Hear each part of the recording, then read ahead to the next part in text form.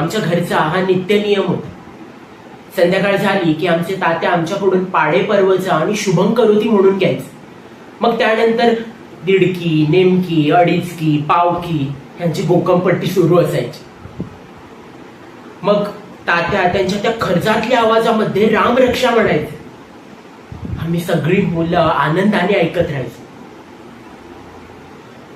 लोकाभिरामम् रणरंगधीरं राजीवनेत्रं रघुवंशनाथं कारुण्यरूपं करुणाकरतं श्रीरामचंद्रं शरणं प्रपद्ये.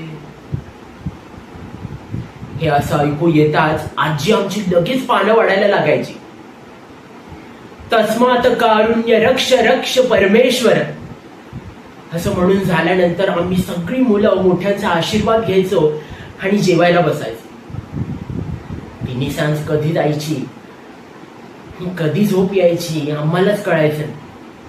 मग पहाटे ओम नमस्ते गणपतये त्वमेव प्रत्यक्षं तत्त्वमसि त्वमेव केवलं कर्तासि त्वमेव केवलं धर्तासि त्वमेव केवलं हर्तासि त्वमेव सर्वदं कल्विदं ब्रह्मासि त्वं साक्षादात्मासि नित्यं. हे असं ऐकू यायचं आणि आम्ही सगळे जागे व्हायचो. किती छान दिवस होते ना ते. आजही मन लहान होतं. आजी आजोबा आणि गावातील ते सुंदर आयुष्य आठवतं.